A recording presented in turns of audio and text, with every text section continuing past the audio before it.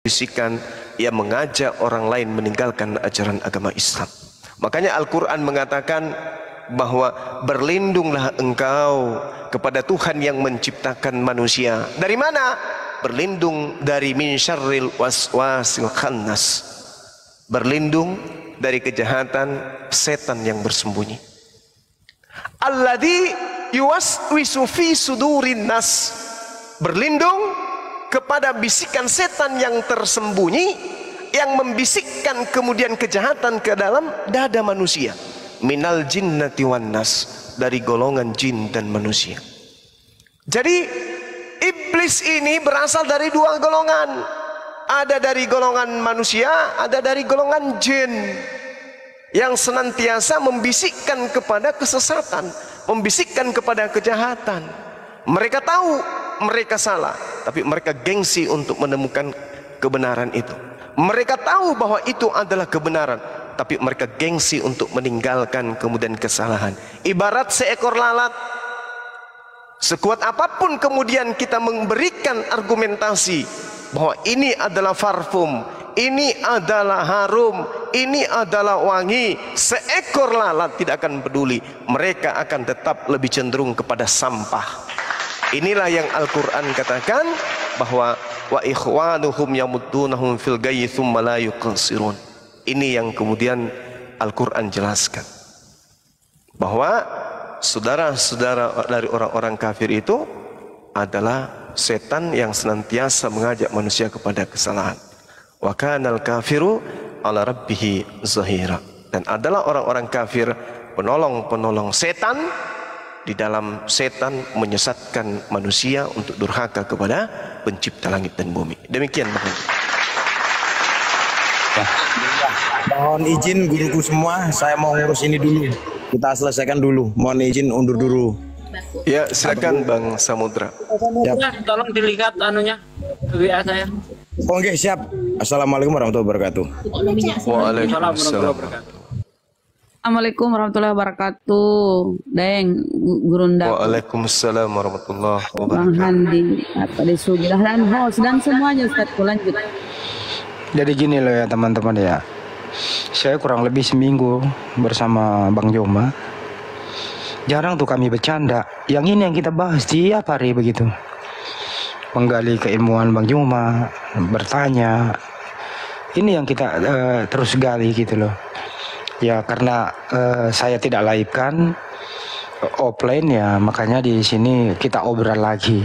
Obrol tujuannya apa sih? Edukasi kan gitu intinya. Buktinya banyak kok yang kembali ke Islam. Gini loh banyak, kalau ada sudah aturan baku, terus aturan baku itu tidak ada yang bisa mengganggu gugat, bahkan tidak bisa untuk membuat yang sama begitu Al-Quran yang kita maksud. Terus ada orang yang membuat kitab, terus mereka jual murah begitu. Ini orang yang kayak gini maunya apa kira-kira? Terus siapa toko-toko di balik ini semua? Kenapa mesti ada gitu loh? Pendapat Bang Joma, siapa kira-kira toko ini? Tapi jangan menyebut nama, silakan. Iya. Jadi Al-Quran itu adalah sebuah kalam ilahi, di mana apa yang tertore di dalamnya sudah pasti adalah sebuah kebenaran yang tidak mungkin kemudian diragukan. Kalaupun ada yang ragu terhadap Al-Quran, tapi punya waktu, punya ruang untuk mengkaji Al-Quran dengan tujuan benar-benar ingin mengetahui kebenaran dengan aspek akal dan pewahyuan, maka insya Allah mereka akan sampai kepada poin kebenaran Islam. Nah, sekarang pertanyaan Bang Handi adalah kenapa bisa demikian? Al-Quran lagi-lagi menjelaskan wa ikhwanuhum. Jadi Allah sedang menerangkan kemudian wa ikhwanuhum yamuddunahum. Jadi Al-Quran ini dengan terang mengatakan bahwasanya teman-teman mereka di sini yang dimaksud adalah orang-orang kafir, orang-orang fasik, orang-orang zalim. Teman-teman mereka wa ikhwanuhum yamuddunahum, membantu setan-setan Dalam apa? Fil ghayyi, dalam menyesatkan. Jadi setan ini punya kemudian prajurit. Setan ini punya pasukan. Setan ini tidak sendiri. Iblis ini memiliki kaki tangan, yang mana kaki tangan ini membantu setan di dalam menyesatkan manusia. Ini yang Al-Quran sampaikan. Wa ikhwanuhum yamuddunahum fil ghayyi, di dalam kesesatan. Summa, kata Allah, kemudian la yuqsirun, mereka tidak pernah bosan, mereka tidak pernah jenuh, mereka tidak pernah lelah, mereka tidak pernah lalai. Untuk apa? Menyesatkan manusia. Itu kata Allah. Summa la yuqsirun, mereka tidak akan pernah berhenti untuk menyesatkan umat manusia. Makanya api ini kita bentuk. Kenapa? Karena musuh yang nyata di hadapan kita ini adalah berbentuk manusia yang adalah penolong, yang adalah saudara, yang adalah teman dari setan di dalam menyesatkan manusia. Setan tidak akan mungkin kemudian memunculkan dirinya mengusir manusia dari masjid, gak mungkin. Setan kemudian tidak akan mungkin memunculkan dirinya mengajak umat Islam meninggalkan Islam, tak mungkin. Tetapi setan akan datang dalam wujud manusia, mengajarkan manusia untuk meninggalkan ajaran agama Islam. Siapa yang punya tanggung jawab kemudian untuk menghalau setan-setan ini? Yaitu apologet Islam Indonesia lah yang memiliki tanggung jawab penuh untuk menghalau gerakan-gerakan setan di luar Islam. Begitu Bang Handi. Mantap. Satu lagi pengembangan loh ya. Kalau Bang Juma mengatakan memang sih ada yang tersesat, tapi sombongnya adalah mereka yang sudah sesat ini ya sombong kuadrat, happy, bahagia, kemudian cenderung menyerang kebenaran yang hakiki begitu. Dan inilah tugas kita semua. Tiap hari kita hadapi orang yang kayak begini. Nah, menurut Bang Juma ini metode-metode apa yang harus dipakai, terus seperti apa, dan apa yang harus kita lakukan. Ini loh tugas kita semua. Apa demikian Bang Juma? Iya. Jadi sekali lagi saya ingin mengatakan kepada Bang Handi dan juga teman-teman, berbicara mengenai agama tauhid, artinya kita tidak terlepas daripada ajaran para nabi.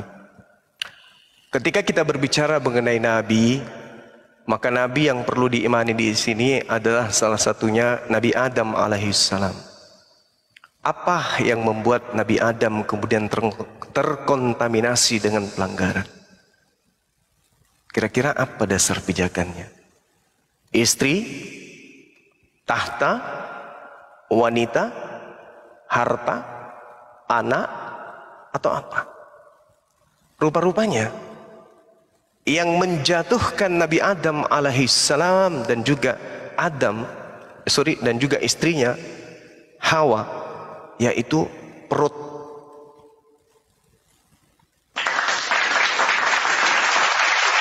Jadi kalau berbicara mengenai perut, maka kita akan teringat kepada Al-Quranul Karim surah Al-Baqarah ayat 168.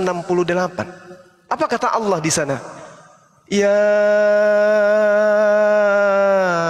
ayyuhan nas kulu mimma fil ardi halalan thayyiban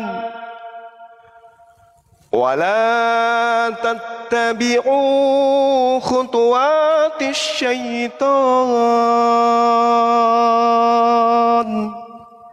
innahu lakum aduwwum mubin. Ini peringatan ini. Ketika kita berbicara mengenai awal penciptaan manusia, awal kejatuhan manusia, awal terjeratnya manusia kepada pelanggaran perintah Tuhan, teringat kita kepada Al-Quran seruannya, ya ayyuhan nas, wahai seluruh umat manusia, kulu mimma fil ardi halalan thayyiban. Wahai manusia, makanlah dari makanan yang halal dan yang baik yang terdapat di atas muka bumi. Jadi perintahnya itu kepada makanan. Kalau ada sebuah agama yang tidak membatasi kemudian makanan haram, makanan halal, maka agama itu bermasalah. Percaya sama saya, dan saya bisa buktikan itu. Kalau ada sebuah agama semua bisa dimakan, maka percayalah kepada saya, agama tersebut ada masalah. Masalah terhadap Tuhan, masalah terhadap kitabnya, masalah terhadap pembawa agama yang mereka anut. Wala tattabi'u khutuwati syaitan. Ternyata dari aspek makanan inilah kemudian syaitan menjatuhkan Adam dan keturunannya. Sungguh setan itu, kata Allah, musuh nyata bagimu. Innahu, sesungguhnya wahai anak keturunan Adam, lakum aduwwum mubin, bagi kalian itu adalah musuh yang nyata. Siapa itu? Setan. Bagaimana setan menjatuhkan manusia? Melalui makanan. Percaya tidak? Percaya. Nabi Adam alaihissalam dijatuhkan kemudian oleh iblis melalui makanan.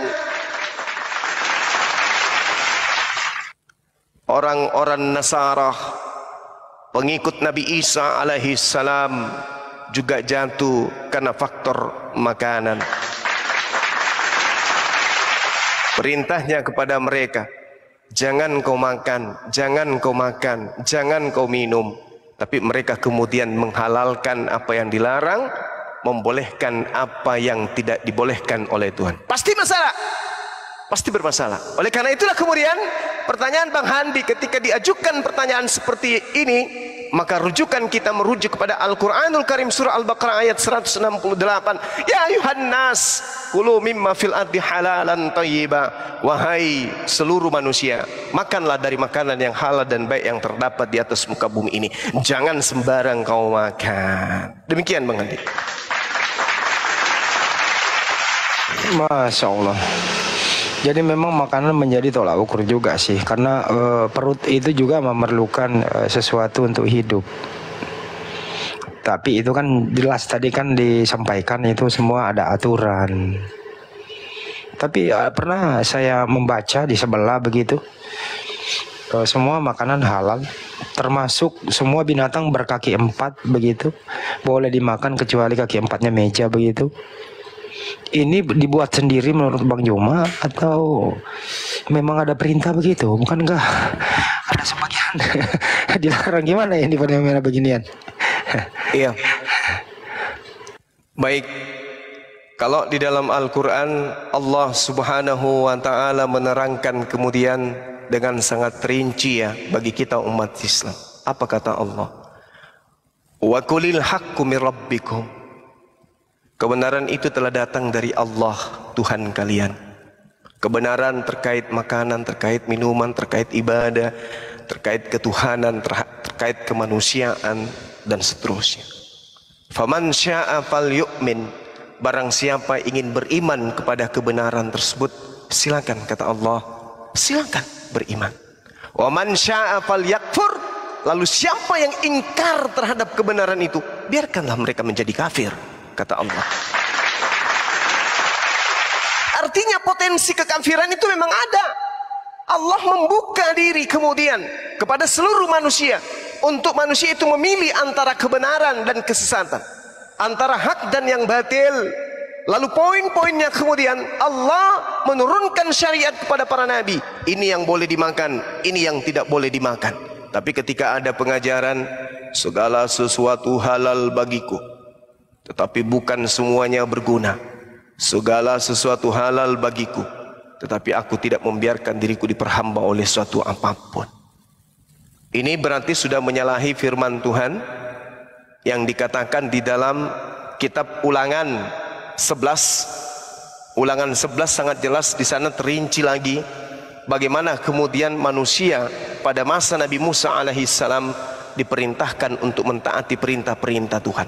Haruslah engkau mengasihi Tuhan Elohim dan melakukan segala dengan setia kewajibanmu terhadap Elohim, dengan senantiasa berpegang pada segala ketetapannya, segala peraturannya, segala perintah-perintahnya. Artinya dalil yang tadi yang lebih dulu saya bacakan 1 Korintus 6:12 tertolak demi kebenaran. Semuanya halal bagiku. Itu kata Rasul atau pendiri agama saudara kita. Sedangkan Tuhan di dalam kitabnya orang Yahudi menerangkan haruslah engkau mengasihi. Perintah harus di sini dalam bahasa Ibraninya disebut aheb. Aheb itu adalah penekanan. Aheb itu artinya cintailah, taatilah, kasihilah. Ini menjadi sebuah kata kunci. Cintai, taati, kasih. Aheb.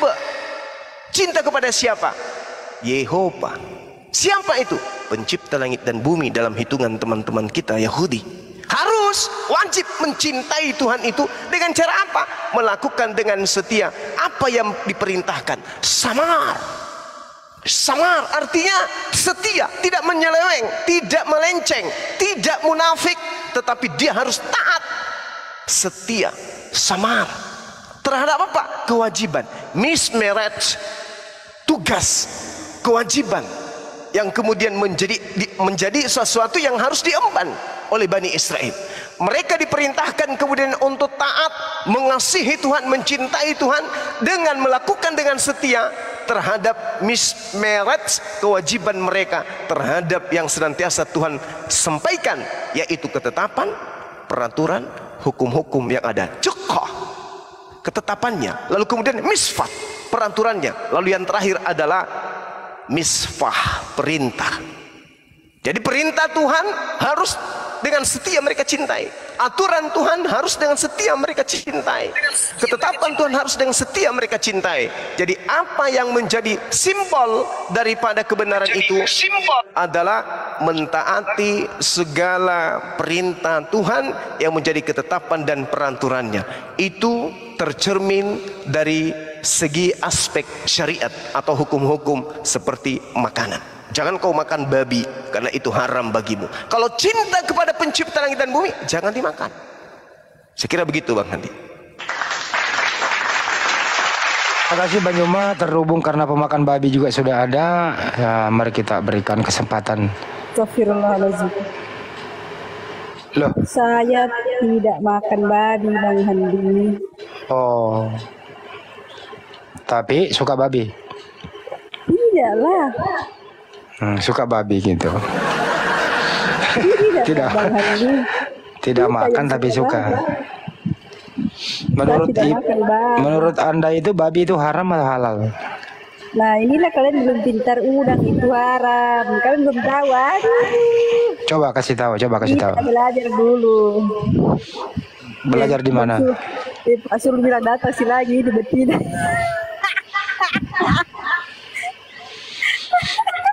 Pak Sul bilang dalam hatinya datang sih lagi ini betina. Kodol ini. Ibu ini habis minum tua apa gimana sih? Tidak kuminum juga itu. Ini dari sekte mana Bang Handi?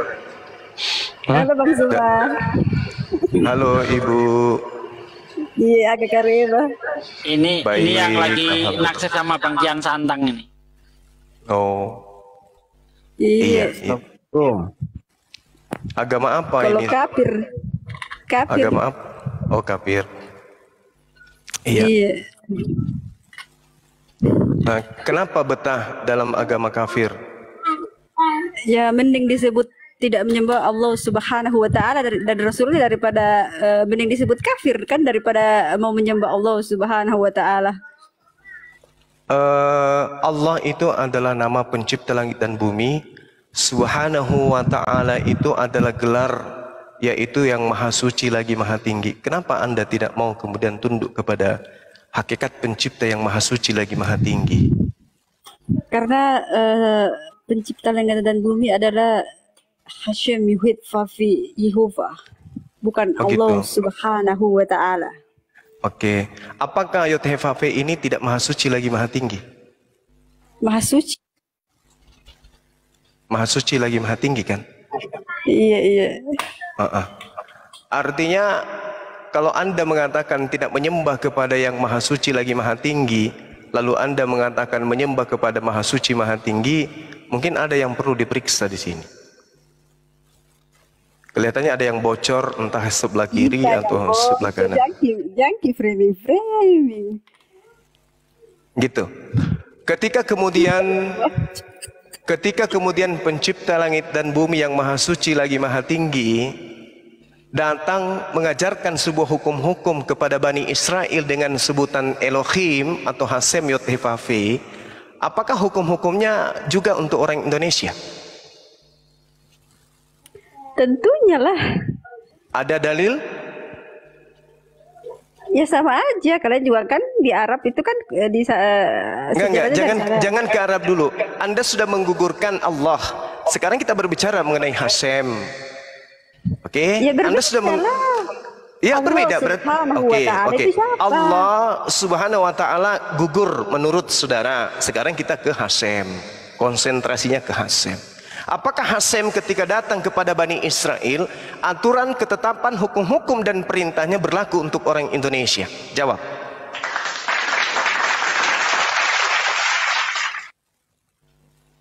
Berlaku? Iya. Tolong tunjukkan dalilnya. Berlaku lah. Iya, tolong tunjukkan dalilnya. Ya berlaku, kita percaya kepada... Saya butuh dalil. Saya tidak butuh mulut lebar otak kosong. Saya butuh dalil. Tuh kan framing. Saya tidak butuh mulut kosong, otak kosong. Dalilnya mana? Dalil. Saya butuh dalil.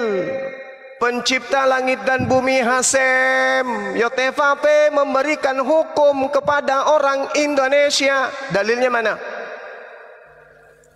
Ya memang dari sana. Dalilnya mana? Semua orang itu Yahudi dan Kristen itu di sorga.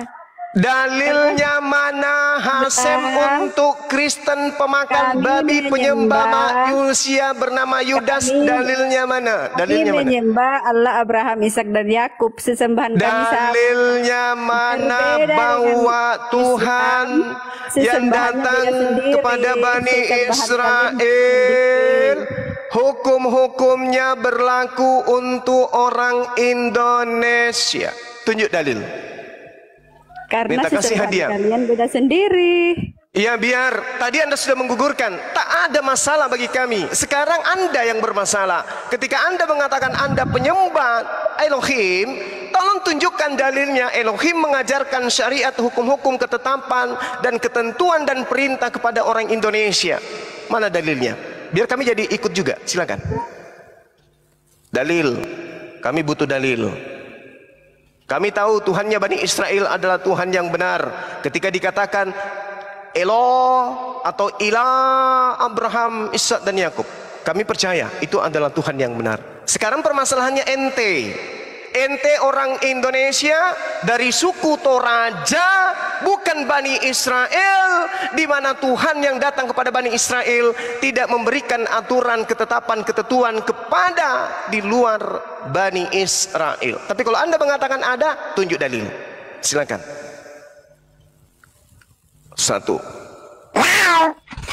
2 Sebelum 3 Yesus 4 bukan kita menjawab Bang Handi. Tidak bisa kayak begini. Kita mau jawab juga bicara. 7 Tidak bisa Bang Handi. Biar 10 otot di atas ini tidak bisa. Karena kita 9 bicara juga bicara Bang Handi toh. 10. Saya minta dalil. Tuhannya Bani Israel memberikan ketetapan, memberikan hukum-hukum, memberikan ketentuan-ketentuan dan perintah serta larangan kepada orang Indonesia. Dalil, tak kasih hadiah. Tuhannya Bani Israel sabar. Tuhannya Bani Israel memberitakan firman-Nya kepada Yakub, ketetapan-ketetapannya dan hukum-hukumnya kepada Israel. Dia tidak berbuat demikian kepada segala bangsa, dan hukum-hukumnya tidak mereka kenal. Halilintar. Mazmur 147 ayat 19 sampai ayat 20. Perintah dan ketetapan Tuhan yang datang kepada Yakub dan Bani Israel tidak diberikan kepada bangsa Indonesia. Mana dalilnya? Mazmur 147. Ente dapat aturan main dari mana? Jawab.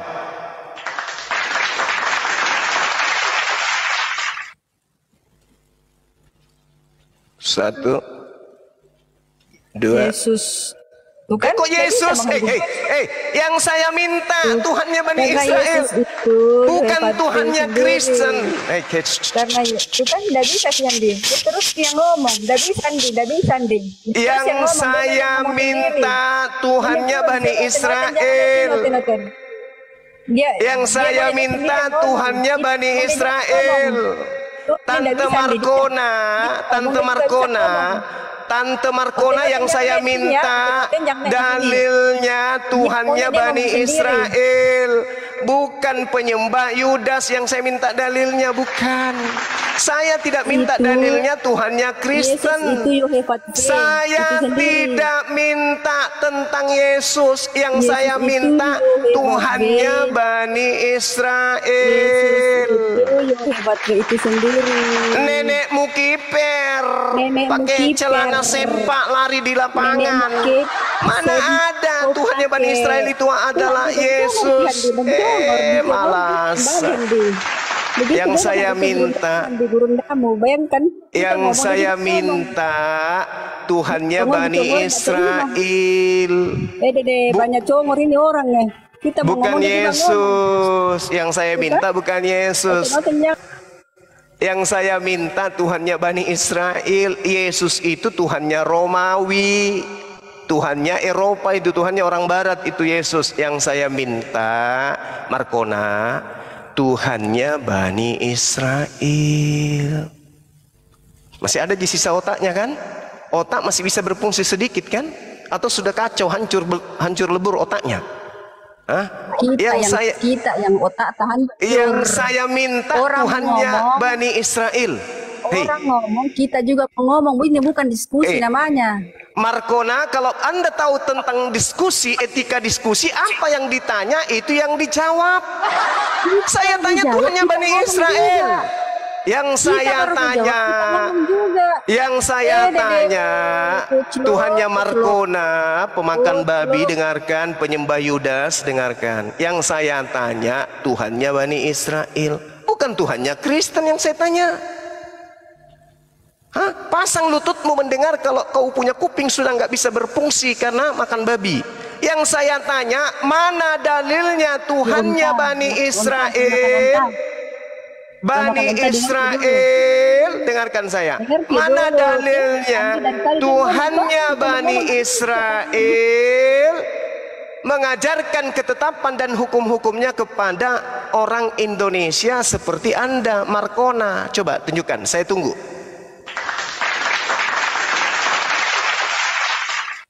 Dibuka mute-nya. Sebelum mereka di dalam nama Bapa dan Putra dan Roh Kudus, dan jadikanlah semua bangsa muridku. Jadi semua bangsa di seluruh dunia meyakini dan mempercayai dan mengimani Yesus Kristus itu. Mana perintahnya Tuhannya? Mana perintahnya Tuhannya Bani Israel? Itu kan perintahnya Tuhannya Kristen. Yang saya minta Tuhannya Bani Israel. Mana? Dia maunya sesuai kehendaknya. Jadi dia bilang gini, aduh Yesus itu bukan tidak bisa. Allah Subhanahu wa Ta'ala itu berbeda. Tidak bisa dong. Mana dia itu? Ya, Anda sudah menggugurkan Tuhan pencipta langit dan bumi yang kami kenal dengan sebutan Allah. Tidak apa-apa. Sekarang yang saya minta adalah Tuhannya Bani Israel dikatakan di dalam kitab mereka, Yesaya 57:15, Yesaya 5:16, Tuhan mereka itu maha suci, maha tinggi. Sementara Tuhannya Kristen maha terkutuk di atas tiang salib. Oke? Nah, saya tidak mau perintah dari Tuhannya Kristen ini, nggak mau saya. Karena Tuhannya Kristen yaitu Yesus atau Yudas itu tidak pernah memerintahkan orang untuk menjadi Kristen. Karena Yudas ataupun Yesus tidak pernah membaptis satu monyet pun. Gak pernah. Nah sekarang saya tanya samamu, Tuhan kami maha suci, maha tinggi. Tuhannya Bani Israel maha suci, maha tinggi. Yesaya 57 nomor 15, Yesaya 5 nomor 16. Tuhannya Kristen Galatia 3 nomor 13, Ulangan 21 nomor 22 dan 23 adalah manusia terkutuk. Itu Tuhanmu, makhluk terkutuk Tuhan kau itu, Yudas namanya. Nah, saya tidak minta Tuhan terkutukmu itu. Yang saya minta Tuhan yang maha suci, tunjukkan perintahnya. Ada ketetapan, ada hukum-hukum yang diberikan kepada Bani Israel dan juga ditujukan kepada kamu sebagai Markona yang ada di Indonesia ini. Jawab.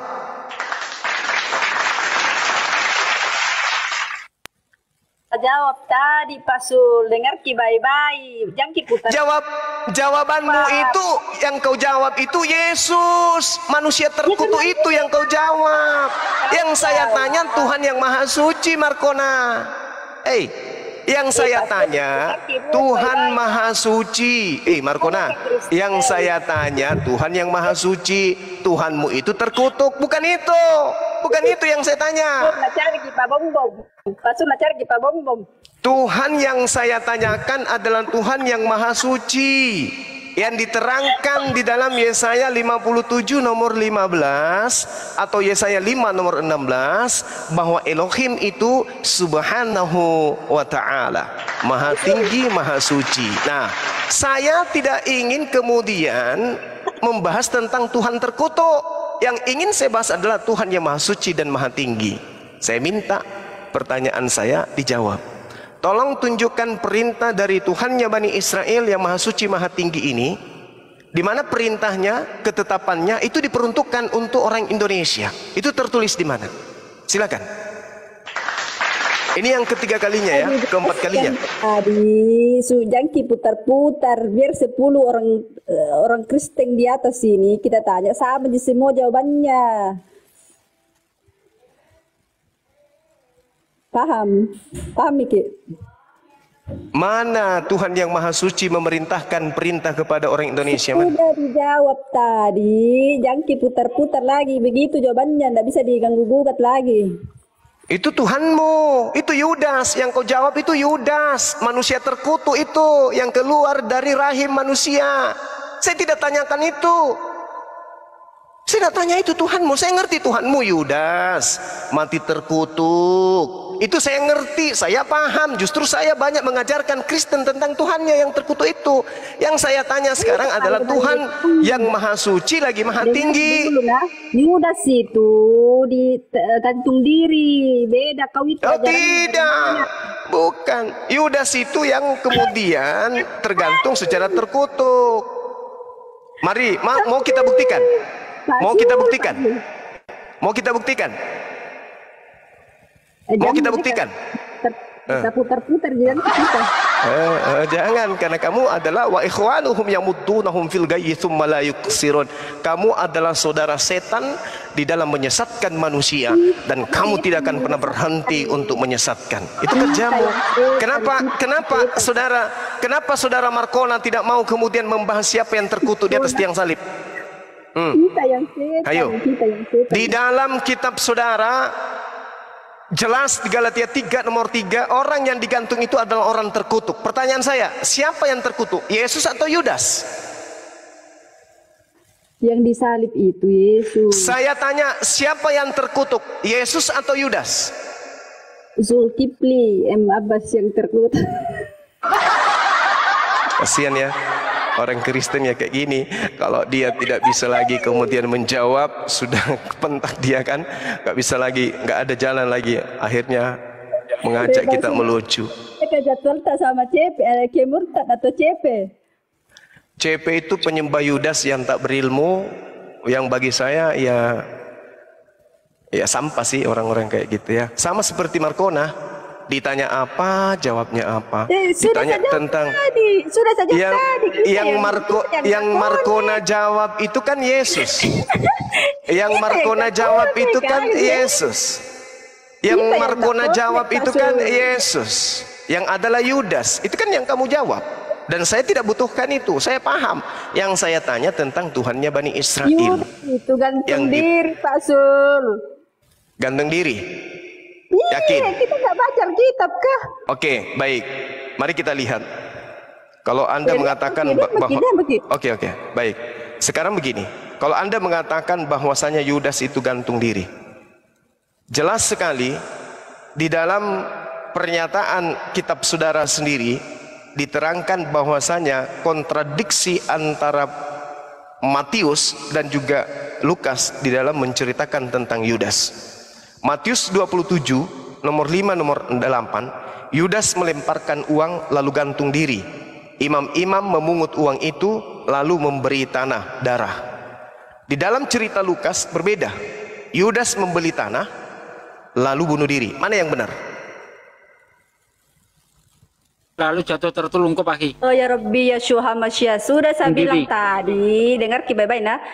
Yudas itu gantung diri. Kita mau data dari mana lagi? Itu sudah jelas-jelas Yudas gantung diri. Oke, sekarang kalau Anda mengatakan Yudas gantung diri, saya tanya kepada saudara Markona, mana yang benar antara Lukas dan juga Matius?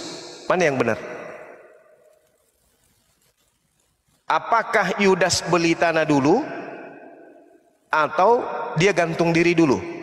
Apakah Yudas yang membeli tanah atau imam-imam yang membeli tanah? Jawab. Ketika sebuah kitab di dalamnya ada masalah, maka agama itu pasti bermasalah. Itu konsepnya tuh. Nah sekarang masalah di dalam kitab saudara adalah di dalam catatan Matius, Yudas kemudian menggantungkan dirinya. Dia tidak pernah beli tanah. Yang membeli tanah adalah imam-imam. Di dalam cerita Lukas, justru yang membeli tanah Yudas, baru kemudian bunuh diri, gantung diri. Ini masalahnya sangat luar biasa nih. Sebuah buku kalau sudah bermasalah seperti itu, sudah pasti agama itu juga bermasalah. Kalau agama sudah bermasalah, maka sudah pasti penganutnya tidak berakal sehat.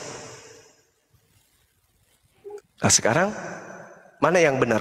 Sehat, jangan framing. Kalau Anda sehat, saya tanya, kalau Anda sehat, Anda pasti menjawab mana yang benar.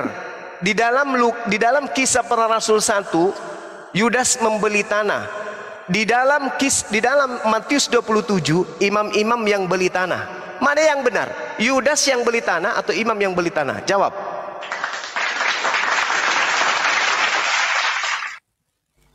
Menurut Matius, Yudas mati gantung diri. Menurut kisah para rasul 1:18, Yudas mati tertelungkup dengan perut robek. Mana yang benar?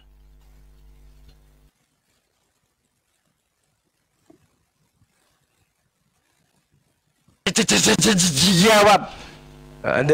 Nggak ada otak. Itu makanya aku bilang mustahil dalam keadaan bersamaan. Orang Kristen ketika berbicara Bible dia dalam keadaan waras. Mustahil itu. Yang nggak waras itu uang intinya dipakai beli tanah. Intinya siapa yang beli tanah? Yudas atau imam? Itu ada dua persepsi di situ. Iya, dua persepsi. Itu bukan persepsi. Itu katanya adalah firman Tuhan menjadi persepsi. Firman Tuhan atau persepsi? Dengar dulu. Sudah itu firman Tuhan atau persepsi? Lagi putar-putar nih. Kalian bisa putar. Firman Tuhan atau persepsi Markona? Markona. Tadi bilang sejarahnya itu Yudas digantung, kamu putar-putar itu Yudas yang disalib. Sekarang kalau Anda mengatakan Yudas itu digantung, oke. Yang saya tanya, Yudas yang beli tanah atau imam-imam yang beli tanah? Mana yang benar? Kalau ini kitab boleh disebut kitab, tapi tidak bisa disebut kitab suci. Kenapa? Karena syarat dengan kesalahan. Ini bukan kitab suci, ini bukan buku suci. Buku yang dianggap suci bolehlah.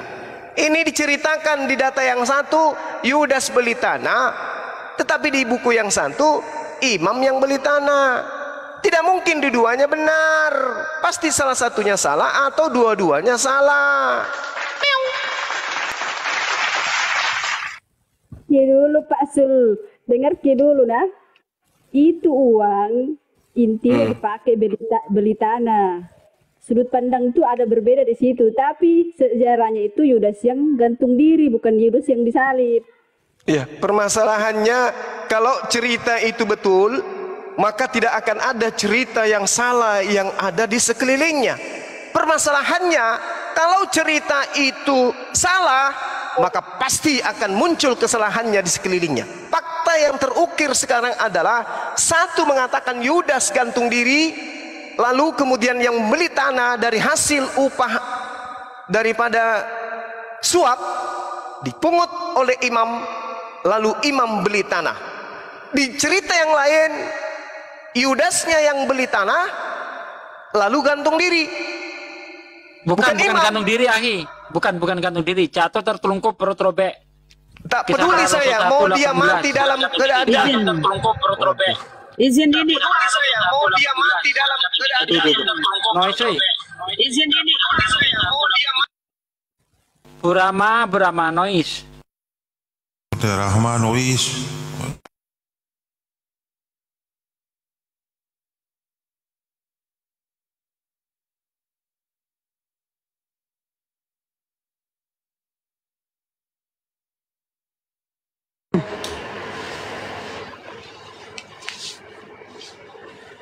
Cek. Mana? Mah, kok nggak ada suaranya? Bang Juma, ke-mute.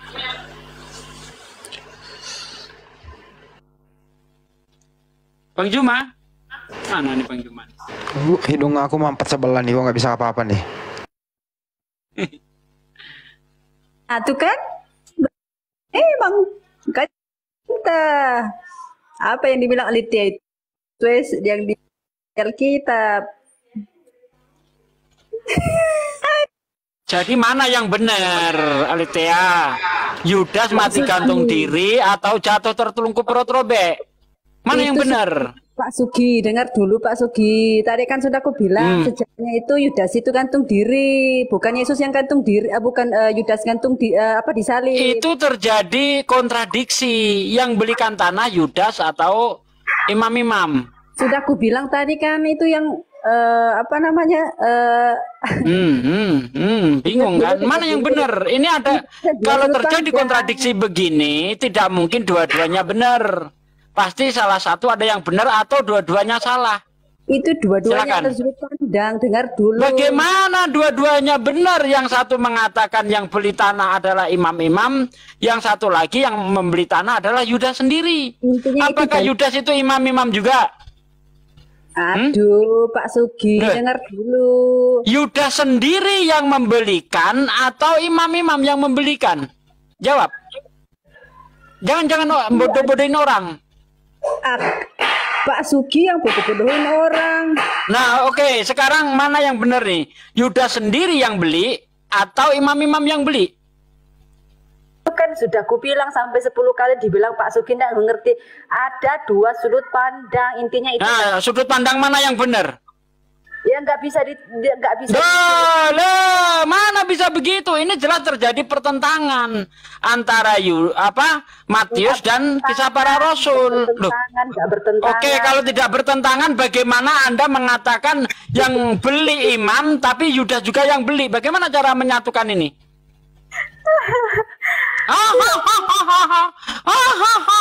Cuma ketawa doang bisamu.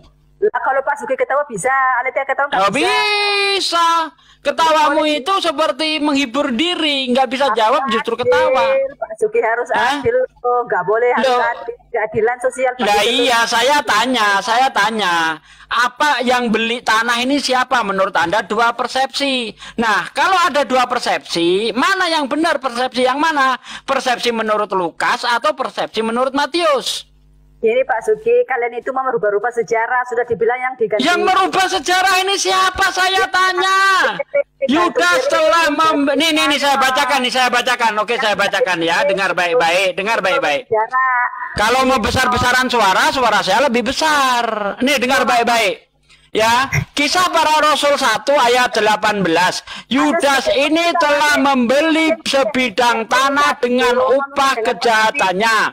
Lalu jatuh tertelungkup dan perutnya terbelah sehingga semua isi perutnya tertumpah. Oke. Nah, sementara kalau kita lihat di dalam Markus 27 ayat 3-8, pada waktu Yudas yang menyerahkan dia melihat bahwa Yesus telah dijatuhi hukuman mati, menyesalah ia, lalu ia mengembalikan uang yang 30 perak itu kepada imam-imam kepala dan tua-tua dan berkata, aku telah berdosa karena menyerahkan darah orang yang tak bersalah. Tetapi jawab mereka, apa urusan kami dengan itu?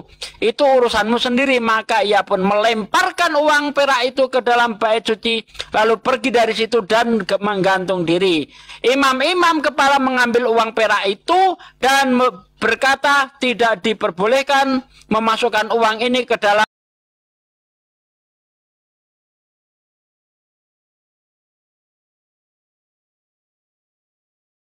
akhi, dibacakan orang udah lari dia. Bukan orang waras kok dibacakan dalil. Cuma orang kayak lari gini kan kau kan?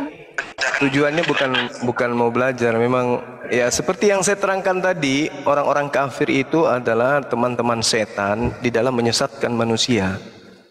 Mereka adalah pembantu setan untuk menjaring manusia-manusia masuk ke dalam neraka. Itulah mereka. Makanya kitabnya mereka aja mereka nggak paham. Mereka nggak paham. Kitab mereka sendiri tuh. Assalamualaikum. Waalaikum. Salam kenal Bang Zuma, saya dari Aceh. Salam kenal Bang. Saya dari Aceh. Udah lama. Masya Allah. Iya. Assalamualaikum warahmatullahi wabarakatuh, saudara Mr. X. Assalamualaikum warahmatullahi wabarakatuh. Bang Juma. Siap. Saya kepengennya kan di room ini diundangan si Pendi Aceh itu loh Bang. Mau ndak dia? Kita ke Komalnya aja, kita nggak dinaikkan. Apalagi mau diundang ke sini. Pernah masuk juga ke Komal dia, cuman nggak dinaikkan juga. Dinaikkan? Enggak. Kira-kira saya dinaikkan nggak? Wah, itu sih kurang tahu juga ya. Saya kepengennya sih dia. Udah cukup. Kurang tahu, cukup. Nggak bisa Bang. Beliau menghindari kita. Apologet Islam ini dihindari oleh beliau. Karena beliau murtad itu bukan karena menemukan kesalahan di Al-Quran, bukan juga menemukan kebenaran di Bible. Beliau murtad itu karena hanya ingin jalan-jalan keliling Indonesia. Bosan dia hidup miskin, makan sehari 5 hari puasa, bosan dia, makanya dia mengikuti agama yang bisa memberikan dia beras. Itu Bang alasannya. Makanya dia menghindari untuk berdialog dengan pasukan api. Ya, betul tuh Bang, karena dia kan dulunya memang orang nggak punya kok di sini. Izin saudaraku, izin Gurunda menambah tadi data ya. Ini tolong host satu ini data bahwa ini nasnya ya. Matius 27 itu ya. Nih. Mati dengan menggantung pada masa itu hanya dilakukan dengan cara disalibkan atau disulakan ya. Ini nasnya yang dijelaskan tadi Gurunda sama Pak D itu. Matius 27:5 pernyataan Yudas bahwa dia menggantung lalu dia menggantung diri ya, menggantung diri pada masa itu ya. Mati menggantung diri pada masa itu yaitu hanya dilakukan dengan cara disalibkan. Jadi betul ya Yudas yang disalibkan. Itu aja, silahkan Gunda. Iya. Itu catatan kaki dari sabda Bible Sabda. Itu di Matius 27 nomor 5 diterangkan, Kisah Para Rasul 1 nomor 18. Oke. Iya. Jadi yang jelas bahwa yang mati terkutuk itu adalah orang yang menerima suap. Nah, sekarang siapa yang menerima suap? Yesus atau Yudas, kan itu poinnya. Maka saya berani mengatakan bahwa berdasarkan Bible yang mati terkutuk itu adalah Yudas. Dalilnya ada kok. Setuju.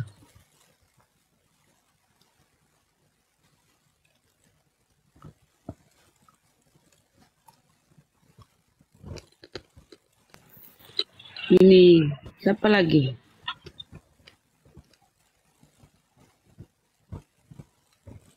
Get. Nih Kristen apa Muslim? Muslim. Oh Muslim. Halo, assalamualaikum Bang Zuma dan guru-guru yang lain. Waalaikumsalam warahmatullahi wabarakatuh. Bang Zuma gimana kabarnya, sehat? Baik, alhamdulillah, sama seperti teman-teman yang lain. Masya Allah Bang. Semangat Bang dakwahnya. Selalu semangat, insya Allah. Siap. Insya Allah Allah selalu membantu kebenaran. Amin. Asli Bang, mantap lah. Itu Bang, orang Oten di sebelah itu Bang, dia ini buat gaduh lagi Bang. Si Apa Mikana lagi, itu Bang, si Mikana. Oh, si Antikristus, kenapa dia? Nggak tahu tuh, lagi ini apa, bahas ini bunda istrinya Nabi Adam, Siti Hawa. Dia minta penjelasan itu. Kenapa istrinya Nabi Adam? Ya, dia minta dicarikan di dalam Al-Quran yang mengatakan kalimat Siti Hawa. Oh sama, saya juga minta supaya ditemukan di dalam Bible istrinya Paulus. Namanya siapa? Iya tuh Bang. Dan kalau misalnya Al-Quran menjelaskan nama istrinya Nabi Adam, misalnya, itu apa korelasinya dengan iman?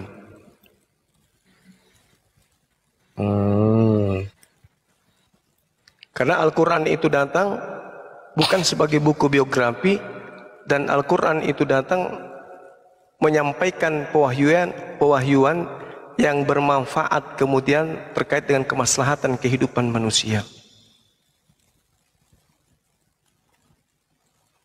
Kalau umat Islam tidak mengetahui nama istri daripada Nabi Adam, apakah keislaman itu gugur? Enggak. Nah, yang sekarang permasalahannya adalah mereka mengimani Paulus ini sebagai pembawa kabar gembira keselamatan. Siapa Paulus ini?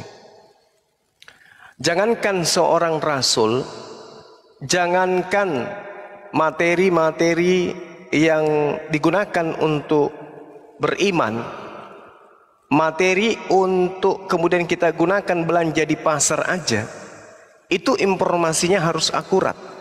Siapa yang membawa kabar? Untuk apa kemudian kabar ini diberitakan? Contoh misalnya di Pasar Senen ada yang datang memberi kabar, Pasar Senen ada bom, jangan ke sana. Siapa yang membawa kabar? Orang ini harus kita selidiki. Pembawa kabarnya siapa? Si Fulan. Bagaimana orang ini? Dari mana dia? Mana tanda pengenalnya? Mana identitasnya? Jangan-jangan hoax. Siapa nama orang tuanya? Bagaimana latar belakangnya? Kayak mana kehidupan sehari-harinya? Siapa aja teman-temannya? Itu harus diperiksa itu, supaya pemberitaan ini benar-benar akurat. Jangan ke Pasar Senen, di situ ada bom waktu yang entah bisa meledak besok, bisa lusa dan seterusnya. Orang langsung percaya itu adalah orang bahlul. Harus menyelidiki informasi ini dari mana, siapa yang menyebarkan informasi ini, siapa nama bapaknya, siapa nama kakeknya, siapa nama buyutnya, siapa nama istrinya, siapa anak-anaknya, keluarganya dan seterusnya. Apakah dia orang terpercaya atau tidak? Itu harus diketahui. Nah sekarang pendiri agama mereka di Antioquia jelas, orangnya ada, namanya ada. Nah, tanya, siapa nama bapaknya? Siapa nama ibunya? Siapa saudara-saudaranya? Bagaimana kehidupannya dari sejak dia dilahirkan sampai dia menjadi seorang tokoh agama? Apakah dalam kehidupannya dia seorang pendusta? Apakah dalam kehidupannya dia penyesat? Apakah dalam kehidupannya dia pencuri? Dia maling? Dia serigala? Kalau iya, maka jangan terima informasi dari dirinya. Karena teko yang berisi kopi ketika tertumpah, maka yang keluar pasti kopi. Jangan pernah bermimpi teko yang berisi kopi ketika tumpah yang keluar adalah madu. Itu tak akan mungkin. Jadi pembohong ketika bercerita pasti isinya kebohongan. Pendusta ketika dia bercerita pasti isinya adalah dusta. Penyesat ketika bercerita pasti ceritanya adalah kesesatan. Itu kaidah itu. Orang jujur akan mengatakan kebenaran, pendusta akan menyatakan ketidakbenaran.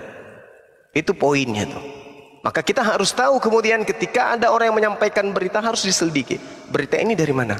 Siapa yang menceritakan? Apa latar belakang orang yang menceritakan ini? Siapa dia? Nah, itu harus diketahui.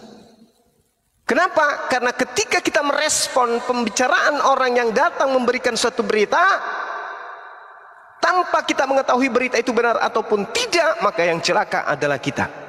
Orang lalu lalang pergi ke pasar Senen, kita tidak pernah ke pasar Senen. Kenapa? Karena mendengarkan informasi dari pembohong. Padahal tak ada bom, tak ada apa-apa di sana. Artinya kita yang bahlul, mendengarkan suatu, percaya saja kepada sesuatu yang tidak jelas akurat dari mana sumbernya. Nah, itulah makanya Al-Quran ini tidak ada keraguan. Zalikal kitabul la raiba fihi hudal lil muttaqin. Berbeda dengan kitab di luar Al-Quran, orang pasti ragu. Yang memiliki kitab ini, yang mengimani kitab ini juga pasti ragu. Saya yakin itu. Demikian.